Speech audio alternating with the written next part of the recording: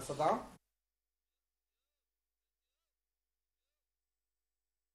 अस्सलाम वालेकुम नाज़रीन, आप देख रहे हैं समा की स्पेशल ट्रांसमिशन। आज एक इंतहाई अहम दिन है, बड़ा दिन है, जहां इमरान खान साहब ने तौहीन अदालत केस के हवाले से पेश होना है, उनको बुलाया हुआ है ज़ाती हैसियत में।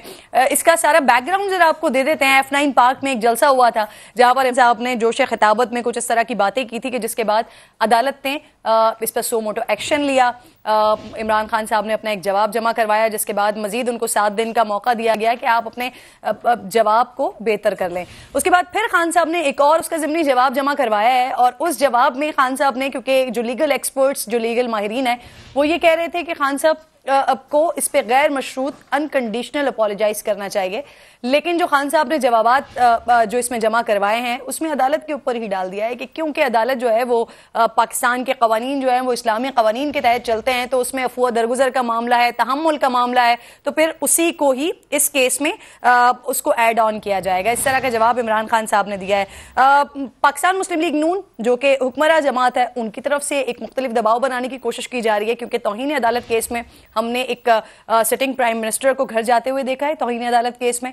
इसके अलावा दानियाल अजीज हैं, तलाल चौधरी हैं, निहाल हाशमी है, ये वो लोग हैं जिन्होंने तौहीन अदालत की वजह से नाअहली भुगती है। तो जो हुक्मरान जमात है वो इस वक्त ये प्रेशर बिल्ड करने की कोशिश कर रही है कि क्योंकि कानून सबके लिए एक होना चाहिए। अब ये ऑब्वियसली ये अदालत की जुरिडिक्शन है कि वो आज क्या फैसला देती है। इमरान खान साहब की जानिब से एक जवाब तो जमा करवा दिया गया है, अब देखना पड़ेगा कि ये अनकंडीशनल अपोलोजाइज क्योंकि उसमें नहीं है, क्या अदालत इससे मुतमईन होती है या नहीं होती। इस वजह से आज का दिन बहुत ज़्यादा अहम और अहमियत इख्तियार कर चुका है। अच्छा जी, अगर इस पर अदालत तौहीन अदालत पर इमरान खान साहब को सजा होती है तो ये नाअहली की तरफ मामला जा सकता है और माफ़ी भी मिल सकती है। तो ये सारा का सारा मामला ऑब्वियसली ये अदालत की जुरिडिक्शन है और अदालत ने डिसाइड करना है।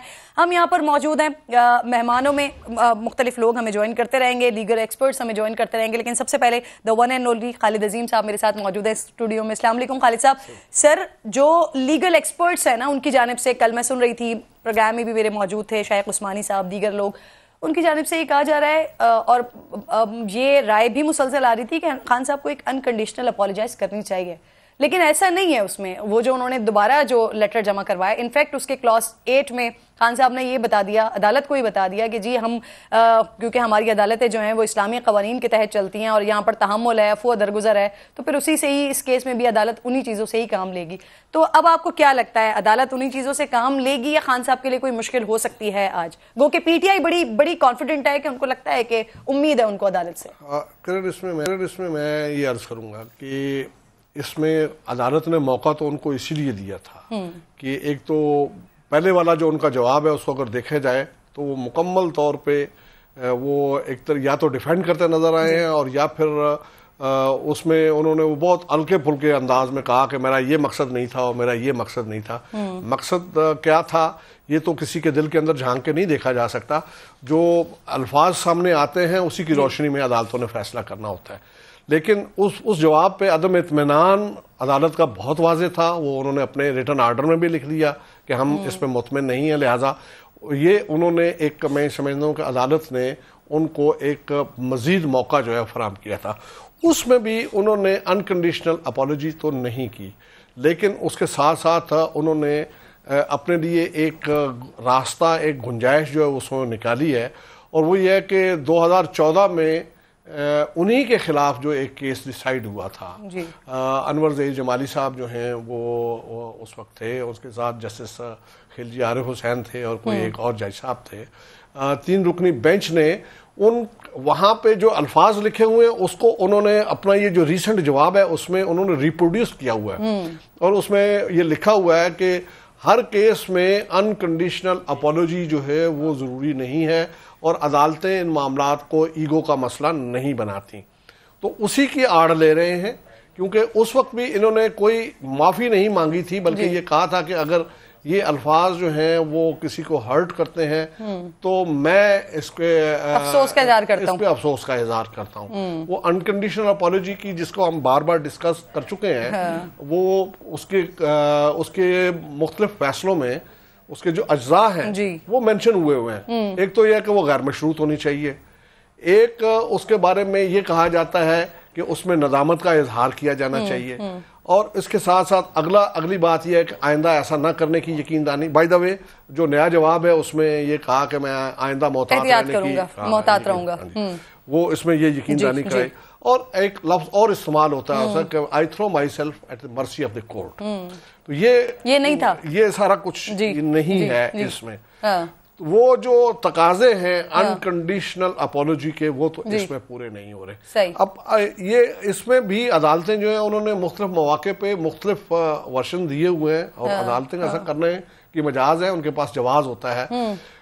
लेकिन इसमें मुझे ये याद पड़ता है कि साबिक चीफ जस्टिस इफ्तिखार मोहम्मद चौधरी जो हैं, उनके साथ 13 मार्च 2007 को जो पुलिस अफसरान ने बदसलूकी की थी उनकी रिहायशगाह के सामने जाते हुए, जिसमें उनके बाल तक जो है वो खींचे गए थे। तो उसमें जस्टिस राणा भगवान दास की सरबराही में 3 रुकनी बेंच ने जो फैसला दिया हुआ है, उसमें उन्होंने ये कहा था कि अनकंडीशनल अपॉलॉजी जो है वो फौरी होनी चाहिए। अगर वो फौरी नहीं है और पहले आपने केस को डिफेंड कर लिया और डिफेंड करने के बाद फिर आप जो है वो अपॉलॉजी टेंडर करते हैं, तो ये उस अनकंडीशनल अपॉलॉजी के जुमरे में नहीं आता। लेकिन सर फिर वही कोर्ट ने डिसाइड करना है कि व्हाट नेक्स्ट, क्या खान साहब को इस पे माफी मिल जाएगी या मजीद फिर आगे ये मामला अदालत सबूत मंगवाती है, क्या होता है। फेलो एंकर मंसूर अली खान मेरे साथ मौजूद हैं। अस्सलाम वालेकुम मंसूर। मेरे साथ नईम हनीफ साहब भी मौजूद हैं। इसके साथ साथ मुझे गालिबन यहाँ पर मजीद लोग भी दिखाई दे रहे हैं। बहुत शुक्रिया मंसूर। सबसे पहले तो आपकी तरफ नईम हनीफ साहब की इजाजत से आपकी तरफ आ रही हूँ। मंसूर, क्या लग रहा है आपको, वो जो एक शक होती है ना जब आप ये तौहीन अदालत के केसेस होते हैं तो उसमें अदालत के सामने खुद को सरेंडर भी करना पड़ता है, तो यहाँ पर खान साहब का ना सरेंडर के लिए कोई इस किस्म के हमें कोई जुमले दिखाई दिए, ना उन्होंने अनकंडीशनल अपॉलॉजी की। उसके बावजूद भी पाकिस्तान तहरीक इंसाफ के जो माहिरीन हैं वो बड़े पुरुम्मीद दिखाई देते हैं कि खान साहब के जवाब से उनको ऐसा लगता है कि अदालतें मुतमईन हो जाएंगी। और हम ये भी अच्छे तरीके से जानते हैं कि अदालतें ना दबाव देखती हैं ना पॉपुलैरिटी देखती हैं, अदालतें आइन और कानून के मुताबिक फैसला देती हैं। क्या लगता है आपको आज क्या होने जा रहा है? बहुत बहुत शुक्रिया किरण आपका। देखिए, आपकी बात बिल्कुल दुरुस्त है कि अदालतें जो है वो शोहरत नहीं देखती, वोट बैंक नहीं देखती और कभी भी इन बुनियादों के ऊपर अपने फैसले नहीं देती। लेकिन ये भी हकीकत है कि माजी में शायद इस तरह के फैसले जो हैं वो शोहरत की वजह से आते भी रहे हैं। अब मैं उसकी ज़्यादा डिटेल में नहीं जाना चाहता, ये ना हो कि मुझे कंटेम्प्ट का कोई नोटिस आ जाए, तो मैं अपनी बात को कम से कम इस मुद्दे के ऊपर यहीं तक बस रखूंगा। लेकिन मेरे ख्याल में 2-4 इसके एलिमेंट्स हैं इस पूरे केस के। एक तो ये भी देखना बहुत ज़रूरी होता है कि जो शख्स ये सब कुछ कर रहा है क्या वो हैबिचुअल है या फर्स्ट टाइमर है, ये भी देखने की ज़रूरत होती है। हमेशा अदालतों के सामने उसका माजी पास वो भी उठा के देखा जा सकता है। इमरान खान साहब एक तो माजी के अंदर भी इस तरह के बयान देते रहे हैं और इस किस्म के केसेस को जो है वो फेस करते रहे हैं। इलेक्शन कमीशन ऑफ पाकिस्तान के अंदर भी इस वक्त उनका जो है वो एक तौहीन इलेक्शन कमीशन का केस चल रहा है। फौज के हवाले से उन्होंने अभी चंद दिन पहले जो रिमार्क्स दिए फैसलाबाद के जलसे में, उस पर ISPR की एक पूरी प्रेस रिलीज आ चुकी है। सो इस वक्त कम से कम इमरान खान साहब के बारे में ये तो कहा जा सकता है कि वो एक पैटर्न के तहत तमाम इदारों को हिट कर रहे हैं, चाहे वो जुडिशरी हो, चाहे वो इलेक्शन कमीशन ऑफ पाकिस्तान हो, चाहे वो फौज हो, वो सबको ही टारगेट कर रहे हैं और किसी को भी नहीं छोड़े। अब यहां पे दूसरी बात ये भी देखने की जरूरत है कि जो बेंच इस वक्त कंस्टिट्यूट किया गया है उसमें बाबर सत्तार साहब भी उसका हिस्सा है 5 रुकनी बेंच में। बाबर सत्तार साहब के अगर आप माजी के वो कॉलम्स भी लिखते रहे हैं, अपना पॉइंट ऑफ व्यू के अंदर लिखते रहे हैं, तो तौहीन अदालत के हवाले से बाबर सत्तार साहब बड़े एक लीनियंट किस्म के जज हैं और वो ये समझते हैं कि आज के इस दौर में मतलब 21st सेंचुरी के अंदर जो है वो ये तौहीन अदालत के जो लॉज हैं वो बड़े रिलैक्स हो जाने चाहिए और इतना भी ज्यादा जो है वो इसको ईगो का मसला नहीं बनाना चाहिए। So we will have to wait and see कि ये जो बेंच कंस्टिट्यूट किया गया है वो इमरान खान साहब के ये जो जवाब जमा करवाया गया हकीकत है, उसमें माफी का लफ्ज नहीं है, हकीकत है इस अपने आप को जो है वो कोर्ट के रहमो करम पे नहीं छोड़ा गया है। लेकिन जजेस इसको किस तरह देखते हैं ये देखने वाली बात है। लेकिन और तीसरी बात ये कि इमरान खान साहब अगर एक कानूनी जंग कोर्ट के अंदर लड़ रहे हैं तो एक सियासी जंग कोर्ट के बाहर सड़क के ऊपर भी लड़ रहे हैं, जहां पे उन्होंने जाके अपने लोगों को जो है एक जवाब देना है। और आप जानती हैं कि जब उनके कॉन्सर्ट कह रहा हूं, उनके जब जलसे होते हैं तो उनके जलसों के अंदर जो है वो एक गाना भी लगता है कि डट के खड़ा है अब इमरान। तो अगर इमरान खान साहब माफी मांग लेते हैं तो फिर वो गाना दोबारा लगाया जा सकेगा या नहीं उन जलसों के अंदर, ये भी देखने की जरूरत है। लेकिन डेफिनेटली इस वक्त एक माजी का रिकॉर्ड भी आ रहा है। मिसाल के तौर पे खालिद अजीम साहब भी इस खबर को कंफर्म कर सकते हैं कि निहाल हाशमी साहब ने भी दरख्वास्त की है कि जी मैं आके जो है वो इस प्रोसीडिंग्स को देखना चाहता हूं और मुझे जो है वो पास इशू किया जाए। अब उसकी क्या वजह है? क्योंकि मुस्लिम लीग नून ये देख रही है कि जी माजी में जब हमारे लोग होते थे उन्होंने तो माफिया भी मांगी थी, उन्होंने कोर्ट से माफी भी मांगी थी, लेकिन उन्हें माफ नहीं किया और गया उसका था। रीजन ये तो भी क्या ना कि इस मर्तबा ऐसा ही कोई रवैया इख्तियार किया जाता है या नहीं किया जाता? का हवाला भी तो दिया है इमरान खान साहब ने। सॉरी मैं सुन नहीं सका आपका सवाल। मैं कह रही हूँ अपने जो जवाब में खान साहब ने इन केसेस का हवाला भी तो दिया है ना। दो केसेस का, जी जी, तलाल और दानियाल का, बिल्कुल। अच्छा नहीं मनीब साहब, सर इससे पहले अभी कुछ अर्सा पहले हमने ये मामला देखे हैं कि जब खान साहब के हक में कुछ इस तरह के मामला हुए, फैसले आ गए, तो फिर हुक्मरान जमात की जानिब से बड़ी तनकीद की गई। सर ये ऑब्वियसली अदालती मामला है, अदालत ने इसमें सो मोटो लिया है, अदालत ने फैसला करना है कि खान साहब को माफी देनी है या इसको मजीद आगे बढ़ाना है, क्या होना है। लेकिन अगर ये फैसला खान साहब के हक में आ जाता है आज का, अगर उनको माफी मिल जाती है, तो क्या लगता है आपको फिर से एक बार तनकीद का निशाना बनाना शुरू कर दिया जाएगा क्या हुक्मरान जमात की तरफ से? मेरी ना गाड़ी का डेक कुछ दिनों से ख़राब है और एक गज़ल ना मुसलसल चलती जा रही है। मैं उसको बंद करने की कोशिश करता हूँ, गाड़ी बंद हो जाती है। वो बल्कीस खानम की गज़ल है, अनोखा लाडला खेलन को मांगे चांद, वो बंद ही नहीं हो रही, वो डेली मुझे सुनना पड़ती है। ये ना 1 से 1.5 दहाई कबल लाहौर में ना 3 मशागल बड़े मकबूल थे। उसमें एक तनसाजी का मशगला था, एक पतंगबाजी था और एक रंगबाजी, लॉरियों का मकबूल मशगला था। वो तनसाजी नापैद हो गई, पतंगबाजी पर हुकूमत ने पाबंदी लगा दी, रंगबाजी अभी भी अरूज पे है। ये जो है ना, ये इमरान साहब की रंगबाजी है, ये एक सियासी मजाक है, ड्रामाबाजी है, मुल्की सलामती जैसा संगीन मसला बनता जा रहा है इस रंगबाजी के नतीजे में। अब इदारों को थोड़ा सा होश का नाखून लेना होगा मेरी राय में। ये जो मासूमाना तौहीन अदालत है ना, ये मासूमाना बगावत है, ये जो मासूमाना गद्दारी है, ये थोड़ा सा इन पहलुओं को देख के मेरा ख्याल है अब इदारों को फैसला करने की जरूरत है। यानी कि वो कहते हैं कि मैं मासूम था, मुझे पता नहीं था खातून जज का ओहदा क्या है, मैं मासूम था, मुझे पता नहीं था शहबाज गुल का इदारे में बगावत पर जो उकसाना है वो मुल्क दुश्मनी है, मैं मासूम था, मुझे पता ही नहीं था आर्मी चीफ की तैनाती को मुतनाज़ा बनाना किसी मुहिब्बे वतन को जेब नहीं देता और किसी साबिक वजीर आजम को जेब नहीं देता। मैं मासूम था, 2018 में आरटीएस बैठ गया और इंतहाई मासूमियत से मैं वजीर आजम बन गया। ऐसी ही मासूमियत से परवेज लाई को पंजाब का सबसे बड़ा डाकू कहता रहा और बुजदार जैसे नाहल और करप्ट शख्स के हवाले मुल्क का सबसे बड़ा सूबा कर दिया। और फिर फरा गोगी और एहसन जमील गुज्जर की करप्शन की दास्तानें रकम हुई। मैं मासूम था, जो भी इस करप्शन का मुझे बताता वो खुडे लाइन लगता चला गया और फिर माजी में जिसे डाकू कहता रहा, इसी मासूमियत से उसे पंजाब का वजीर आला बना दिया। मलक रियाज का 190 मिलियन पाउंड मनी लॉन्ड्रिंग का पैसा मासूमियत से वापस लाया, कौमी खजाने में जमा करवाने की बजाय मासूमियत से कहीं और जमा करवा दिया। इंतहाई मासूमियत से तोशाखाना की गाड़ियां और तहाए बेच दिए। मासूमियत से दुनिया भर से ममनुआ फंडिंग आती रही। पाक फौज के शोधा सानिया हेलीकॉप्टर पर ऐसा प्रोपेगेंडा जो सिर्फ कोई दुश्मन कर सकता है, मासूमियत से कर दिया। मंसूर अली खान साहब ने जो बात की है ना, ये तमाम पहलुओं को देखने की जरूरत है। ये फर्स्ट टाइमर है, ये टंग स्लिप है, या ये हैप्चुअल है, या ये टेस्टर लगाते हैं, ये टेम्परेचर चेक करते हैं इदारों का, ये टेम्परेचर चेक करते हैं अदालतों का और फिर उससे एक स्टेप आगे जाते हैं। ये किरण बिल्कुल ये एक मजाक है, ये मासूमियत की आड़ में ये बहुत एक बड़े इस तरह के बयानात इनकी तरफ से आ चुके हैं।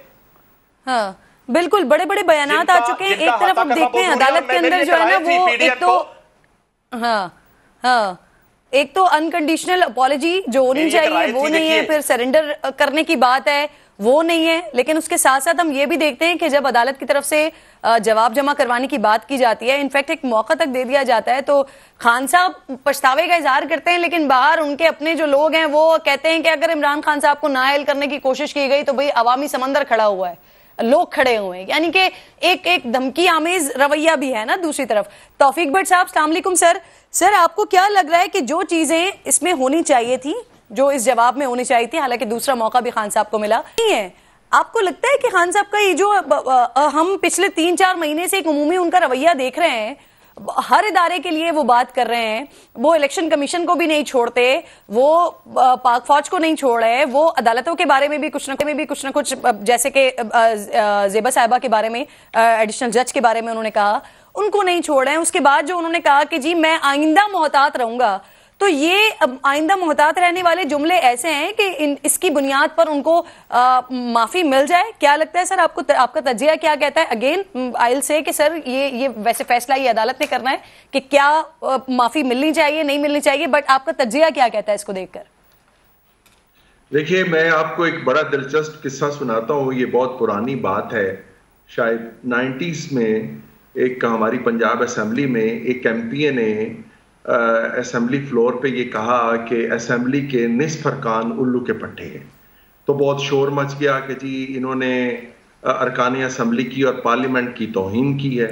तो उस पर एमपीए साहिबान बहुत नाराज हुए और वो एक पूरा लश्कर चीफ मिनिस्टर के पास गया और उन्होंने कहा कि जी देखें, हुकूमती एमपीए ने इस तरह की बात की है कि असेंबली के निस्फ अरकान उल्लू के पट्टे हैं, तो आप उनको कहें कि वो असेंबली से माफी मांगे। चीफ मिनिस्टर ने बुलाया एमपीए साहब को और कहा कि ये बड़ी नामुनासिब बात कही आपने, तो लिहाजा आप कल असेंबली के फ्लोर पे माफी मांगे।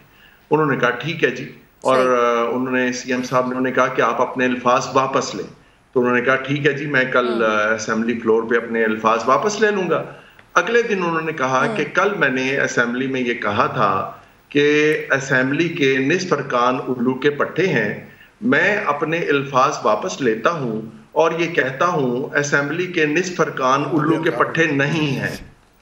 तो खान साहब ने जो है वो कुछ इसी तरह की वजाहत पेश करने की कोशिश की है दूसरी बार भी। हालांकि मैं ये समझता हूं कि बहुत ज्यादा अदालत की तरफ से उन्हें मौका दिया गया था। ये मौका नहीं था, ये असल में एक रियायत थी जो उन्हें मिली थी और उन्हें इसको मौका समझना चाहिए था और उन्हें खुले दिल से माफी मांग लेनी चाहिए थी। मगर वो इस चीज को अपनी तौहीन समझते हैं, वो अपनी इंसल्ट समझते हैं। अभी नईम हनीफ साहब ने एक लफ्ज इस्तेमाल किया, रंगबाजी, और खान साहब जो है वो रंगबाजी से भी आगे निकल चुके हैं। वो अब डंगबाजी करते हैं, वो डंग मारते हैं, डंकबाजी जिसको आप कहते हैं। तो वो हर इदारे को डंक मारते हैं। तो मेरे ख्याल में कि अब वो रंगबाज नहीं है, अब वो डंकबाज हैं। तो देखें अब क्या उसका नतीजा निकलता है। अदालत उनकी ये जो फुसफुसी सी वजाहत है उसको कबूल कर लेती है या कबूल नहीं करती, ये तो हमें पड़ेगा। दूसरी बात अभी मंसूर साहब ने कही कि, या फिर खालिद अजीम साहब शायद ये फरमा रहे थे कि आइन और कानून के मुताबिक जो है वो फैसला होगा। तो अगर तो ये तलाल चौधरी साहब और निहाल हाशमी और दानियाल अजीज का फैसला भी आइन और कानून के ऐन मुताबिक हुआ है, तो फिर तो जाहिर है वो फैसला जो खान साहब का है वो भी उसी आइन और कानून के मुताबिक उनके लिए वैसे ही फैसला आएगा जैसा उन तीनों के लिए आ चुका है। और अगर उनकी मकबूलियत को देखना है कि जी वो चूंकि मकबूल बड़े हैं और उनके जलसे बड़े हो रहे हैं, तो उससे शायद जो है वो हमारी अदालतें या हमारी अदलिया जो है वो उनकी मकबूलियत की ज़द में ना आ जाए। तो ये चीज जो है ये अगर असरअंदाज ना हुई और फैसला अगर आइन और कानून के मुताबिक ही आया, ये सिर्फ एक ये वाला ये तौहीन अदालत का केस है। फिर आगे भी खान साहब के लिए चीजें हैं ना, वो इलेक्शन कमीशन वाला मामला है, फिर ये आपका ये फॉरेन फंडिंग वाला मामला है, दीगर चीजें भी आगे लगी हुई हैं। खालिद साहब, एक अब हमने इस पहलू पर तो बात कर ली क्योंकि जो अब दूसरे जवाब के बाद जो कानूनी माहिरीन है और स्पेशली जिनका टिल्ट पीटीआई की तरफ है उनको बड़ी उम्मीद है कि आज अदालत से रिलीफ मिल जाएगा।